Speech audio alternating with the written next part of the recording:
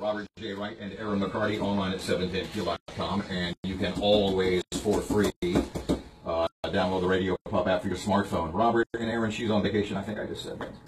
My brain is going 1,000 miles an hour, and yet to me it feels like it's as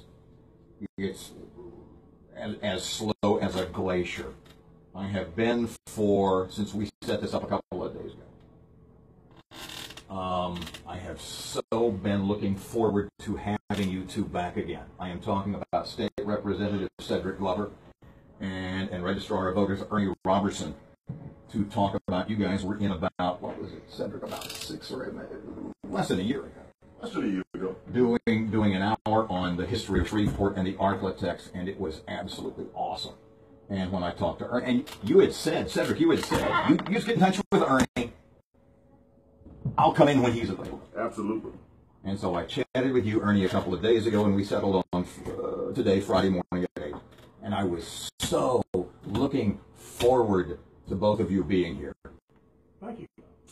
And then Dallas happened last night.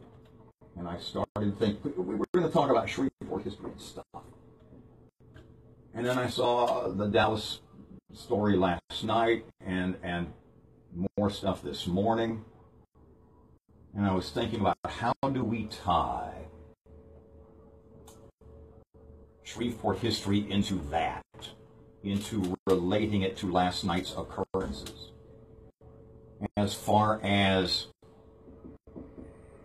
the history of race relations, the evolution of race relations in Shreveport. First of all, you are, and I'm saying this, I talk behind your back all the time, and I tell people that you, Cedric, are one of the smartest, but to be more specific, there's a lot of smart people, but there are very few men I know who are as smart and as articulate as you. And I know when you saw the news last night from Dallas that you had some thoughts, and I know there's things you want to say about that.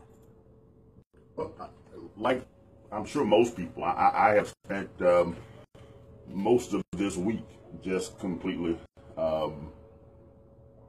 stricken with grief and with concern and worry, and obviously saw that taken to extreme proportions by the actions that took place last night in Dallas.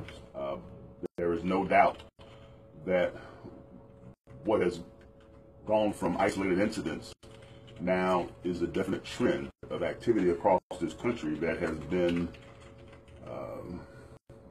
responded to in a way that is going to, I think, cause us to have to stop and really assess where we are and where we go forward. I had asked the question last hour, and I said, you know, as you're doing this job, you've watched me do this a bunch of times, and you can see wheels turning. What do I say? What do I not say? What should I go with? What should I skip? But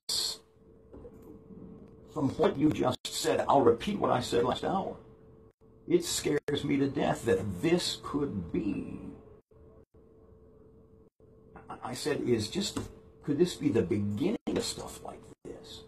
I mean, that frightens the hell out of me. You? Well, without question, we are in the midst of some very challenging times. I can remember as a child growing up in the 70s. See, I liken this, you see on Facebook, pardon me again, you see on Facebook all over this morning, this is the unraveling, it's the end of times, it's a lot of hyperbole. And as a kid that grew up in the 60s, I was in high school and college, I remember Martin Luther King in April of 68. I remember the Kennedy assassination, Robert Kennedy, the Watts riots, the riots after the King assassination. I remember, hell, I said a while ago, I had a friend who was at Kent State in Ohio the day those 4 kids were killed. Well, the thing that occurred to me, and being born in 1965, I only read about the King assassination and Bobby Kennedy and President Kennedy and Malcolm X and what have you.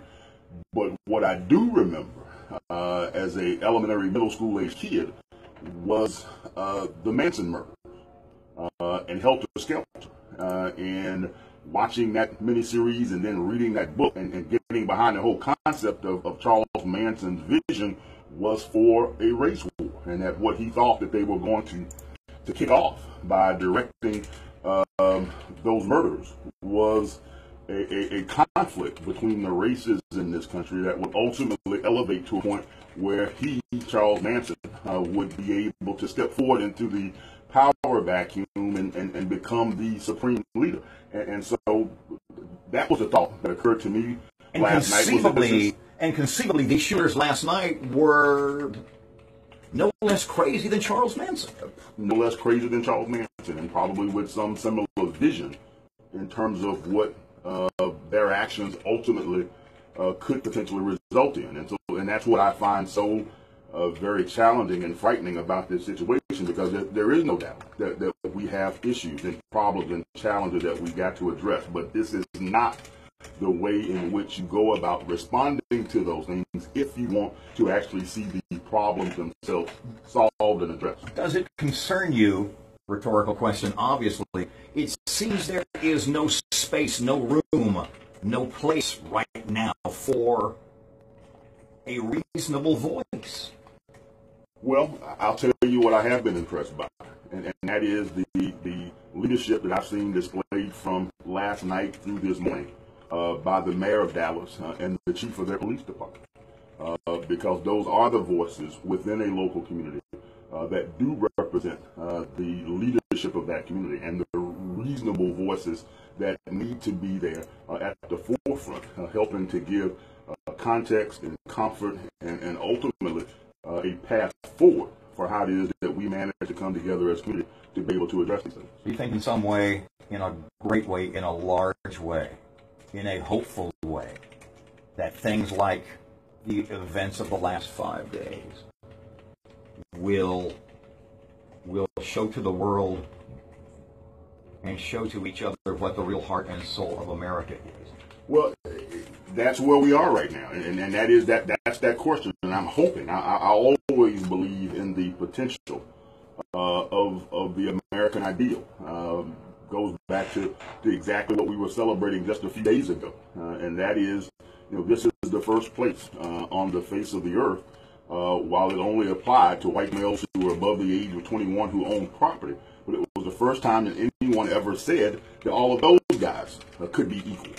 And so we took that ideal as a country, and over the course of 240 years, we have sought to broaden and expand it and make it truly inclusive of all of us. And that's why I am a fervent believer and lover of America, and why I do believe that we are exceptional and represent the hope of the world in terms of how we come together and govern ourselves, and that gives us an opportunity to be able to address these types of challenges and ultimately become better as a result of it. And as an addendum to what you just said, and it's what we touched on earlier in the week, which makes Dr. King's statement about the Constitution as a promissory note.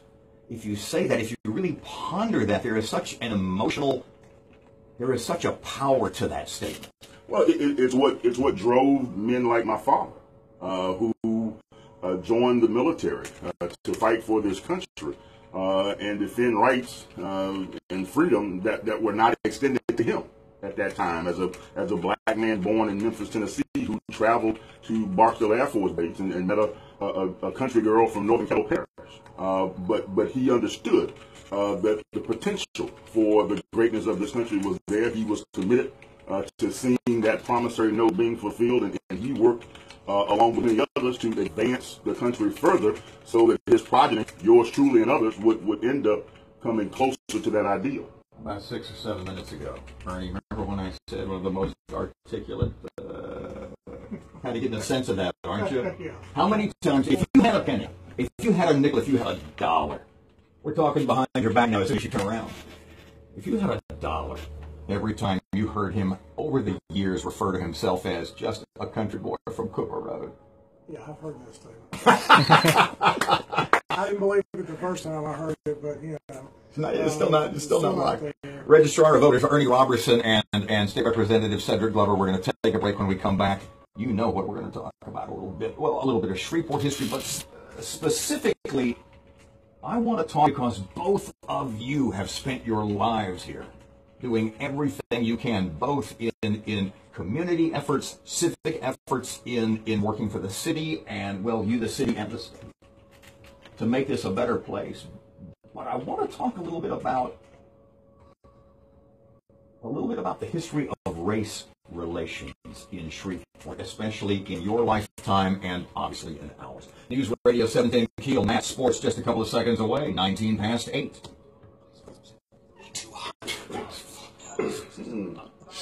That was freaking awesome. Are we still on YouTube? Yes, we are. Still on Facebook? Could you hear me say what I just said? I don't know. Okay, good. No. I said freaking awesome, right? Ignore everything Robert says when the mic's not on. And Ernie, while we're here, why don't you show the fine people the pictures that you have over here that's some Shreveport history. It's like the guy behind the curtain. Some old news clippings, and you got some pictures of Jimi Hendrix at the Municipal. This is Rolling Stones, 1965 at Hearst Coliseum. I was an usher Closer to there. the microphone, or move the mic closer. And that little dark, A little bit. but that's Jimi Hendrix on the stage in this auditorium, July 31st, 1968. Wow. And it's the man. You know, I have a bunch of friends who are actors, especially locally. And Hopefully we have some time to get into that today. I don't know how you remember everything. I go, how do you remember everything? Well, so now, here's what's amazing about that quote. I never understood it within the context of acting until recently. Yeah. I understood it within the context of being a person who wants to work with other people, to try and address problems, and push community forward. It took an actor to help me understand that what Cagney meant was that when you act, you become. See, that's 100%. I'll tell you in a second. 22 past 8, News Radio 710 KEEL Sports. My friend Sean, who does a lot of acting locally, and he said, you'd be great. I said, no, I don't really have a desire. You and I have talked about it. Too. Gary does a lot of acting and stage stuff. Becomes your truth. And he said, I said, how do you remember? I mean, he said leads and plays, 90 minutes. I go, how do you? He says, because when you're doing it right, you're not remembering it. It's what you would. It's what the character would say. And I was really ashamed at that because I'm a magnet debater. And went to magnet as well. Back in my days, you had this debate and we had drama, so we could win tournaments. And I remember the drama kids, before they would do their dramatic insertion, what have you, they would stop and do the little silent, you know. And I used to always don't do that. I never understood what it was, but it was finding that center point and then going. I was almost 50 before I understood it. Who was it? It was Lawrence Olivier who was a marathon man with Dustin Hoffman? Yeah. Oh no, you're about sitting in the ice, my dear boy. Why do you think we call it acting? Yeah, he would run around so he could be out of breath. Lawrence Olivier, why don't you just try acting? It was the scene. If you're familiar with the movie. If you're familiar with the movie, Hoffman is sitting, he prepares after he's been tortured by Olivier. If you've seen, he's a Nazi dentist. It's horrifying. And I've never seen the movie. Is it safe? I got to put that on my list. Is it safe? That's what Olivier is. But anyway, he tortures, he's a Nazi war criminal dentist, Olivier, and he tortures him with a drill. Go ahead. And the point being that to get ready for the post-torture scene, Hoffman sits in a tub of ice for like 10 minutes to become pale, and he screams. His voice would be and Olivier's watching him sitting in this tub of ice, and he's just amazed by it. And he says to Hoffman, and Hoffman explains to him, and Olivier says, "But my dear boy, why do you think we call it acting?"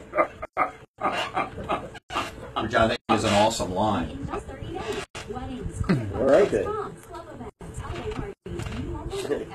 Thanks, bye. That was not even on topic. Oh, I broke the phone.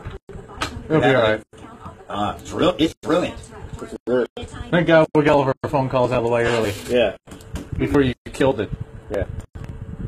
Oh. I picked up the phone. Why do we get all these people not vote for Donald Trump? Oh, God, no. It's enough time. I'm going to do something a little lighter here. Ernie's got some amazing stuff. News Radio 710 KEEL 825, Robert J. Wright and Aaron McCarty. And Ernie Robertson, Registrar of Voters, Cedric Glover, State Representative. They're going to talk a little Shreveport history, or a lot as the case may be. And Ernie said, what do you say, largely ironic I brought visual aids for radio. Of course. But tell everybody what you brought in from July 31st. This is awesome. Well, I got two things.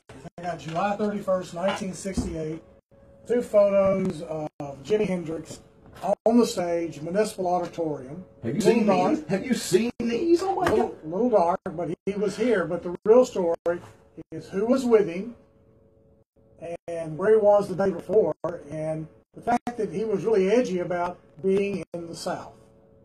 He played Municipal Auditorium, Jimi Hendrix, July 31st. July 31st of 68.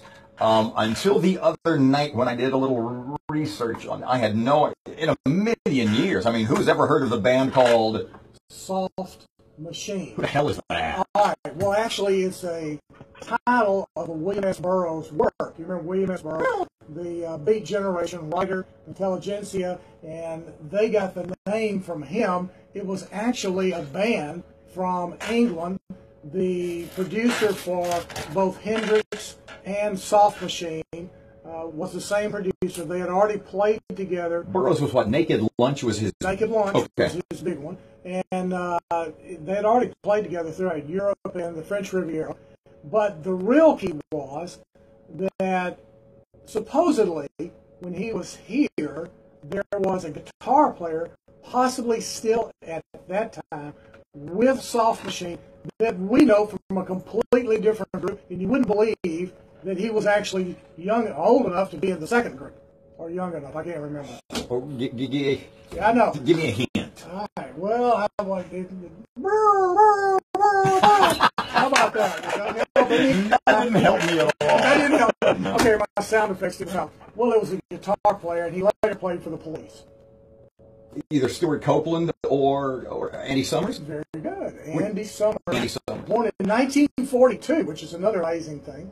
1942. Wait a second. Andy Summers. Because I always get my Copeland and Summers and their instruments juxtaposed. Andy Summers, who played with Sting, the Police, right, their salad days of the early to mid 80s and beyond. He played in Shreveport in 1968. He was with Soft Machine. He got released. Was he 9? No, he was 26 at that time. He was already 26, and he got released from that group right in the period, either right before Shreveport or right after. He was actually with the Hendrix group, we think. Not with Hendrix. He was with the tour because Hendrix started his tour in Baton Rouge. There were 2 appearances in Baton Rouge on July 30th. He couldn't leave on the plane. There was some problem with the plane the next morning, or to come to Shreveport, they had to drive to Shreveport. Now, you remember the drive from Baton Rouge to Shreveport on Highway 1? I was just going to say, I tell people, before I-49 and I-10, I would tell people when I would go to visit friends, because I lived in New Orleans a couple of years, I would say when I would come home to visit my folks here in Bossier City and Shady Grove, and I would drive, it was a 6, and I mean, you're cutting across people's backyards. Yes. You remember, you're going down train tracks trying to find where Highway 1 picks up. Yeah, you waved at the turtles because you were right beside them as you went out. But I'm not talking about the They were singing going turtles. past you.